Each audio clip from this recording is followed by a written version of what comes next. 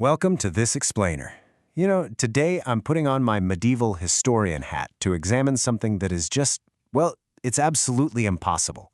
We're looking at a logic-defying anomaly found in a hypothetical set of records from 865 AD.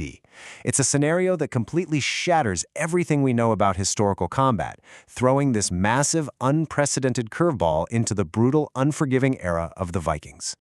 Picture this. You're digging through historical accounts from the 9th century, and you find a detailed record of an ordinary guy wielding magic-like thunder against legendary, battle-hardened warriors.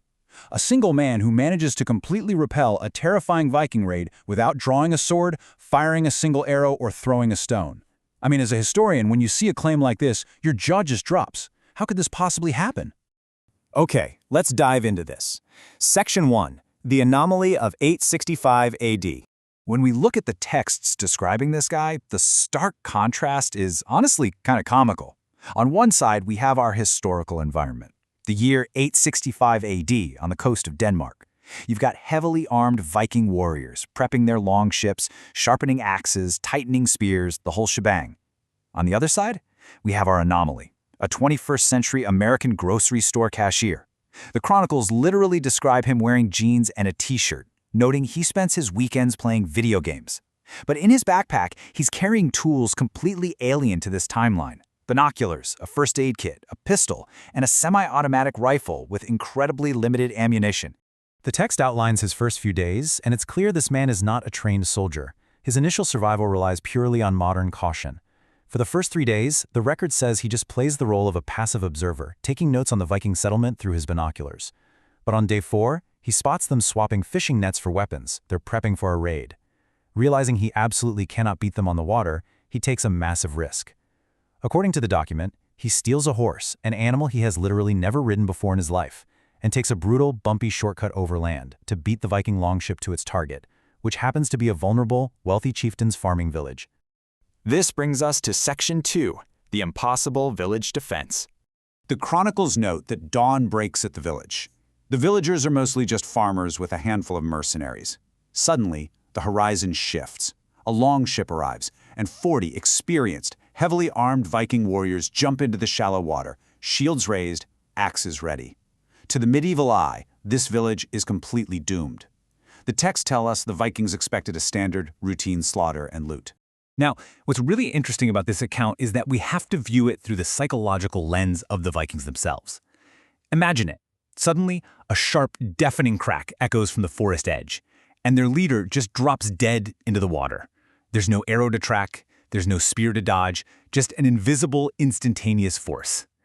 As researchers analyzing these accounts, we can so clearly see the psychological terror a modern sniper rifle would inflict on a 9th century mind. It completely breaks their understanding of physics and warfare. The historical record breaks down the Americans' defense as entirely tactical. Step 1. Eliminate the leader to sow massive confusion. Step 2. Snipe the second in command the exact moment he steps up to rally the men, totally shattering their formation. Step 3. This actually allows the vastly outmatched villagers, who are basically wielding mere sticks and stones, to hold a defensive line at the water's edge. Step 4. The American fires continuously from the cover of the trees, forcing the surviving Vikings to flee back to their longship, which the chronicles state he then secures by taking out the retreating warriors. So he doesn't just save the village, he captures their naval transport. Incredible! Moving right along to Section 3, Forging a New Kingdom. Having saved the chieftain, the texts show the American gaining immense authority. But what truly baffles historical scholars reading this account is what happens next. He immediately shifts from using modern weapons to using modern logistics. He takes future knowledge and applies it to medieval village planning. He sets up a system of constant watchmen. He repurposes simple fishing nets to be pulled across paths as instant barricades. The documents describe how he divides storage for maximum efficiency and creates designated practiced evacuation routes for the vulnerable. This turns a simple farming settlement into an incredibly safe haven, drawing in traders, escaped slaves, and families from all around. But as any medievalist knows, in the Viking world, reputation is quite literally everything. The records show these wildly exaggerated rumors spreading like wildfire, stories that a magical stranger killed 100 men with his bare hands. This humiliation reaches a local Viking ruler, who swiftly gathers a formidable force of 200 men to crush this upstart. And this brilliantly illustrates his tactical evolution.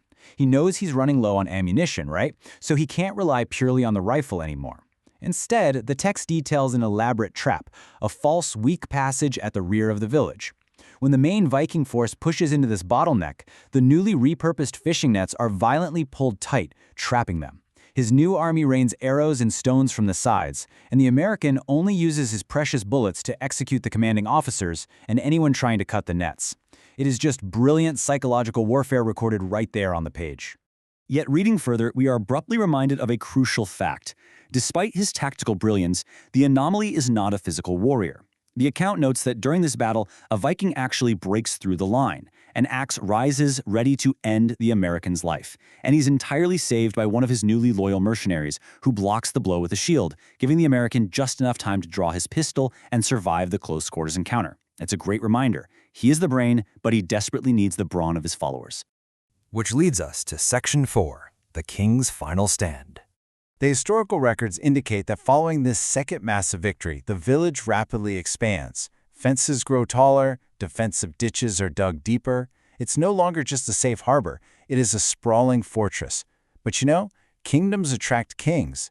The ultimate escalating threat finally arrives on the horizon.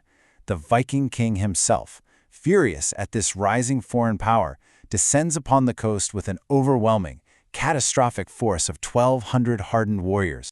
So, what does this all mean? It poses the ultimate historical puzzle for our explainer today. The texts imply the American's ammunition is practically gone at this point. He literally cannot shoot his way out of this. So how does one man with a dying technological advantage defeat 1,200 warriors? This is where historians see the complete transition from hardware dominance to pure, modern tactical intelligence.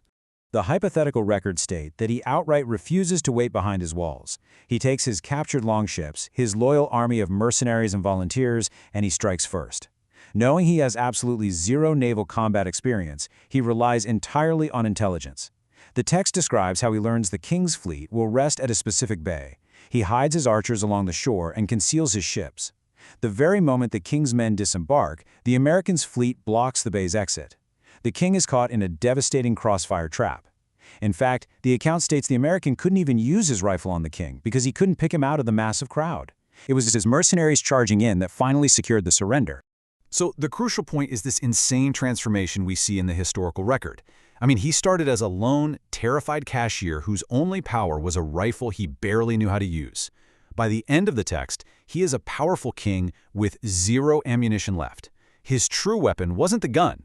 It was his unparalleled modern strategic knowledge, his grasp of logistics, and his incredible ability to organize and inspire hundreds of loyal Viking warriors. Which leaves us, as students of history, with a genuinely fascinating thought experiment to ponder. We all like to think we'd survive the past because of our technology, right? But if you were dropped into 865 AD with nothing but the concepts, systems, and logic you possess in your mind right now, how far would your modern knowledge really take you? Would you be just another casualty of history recorded in the margins, or would you forge a kingdom?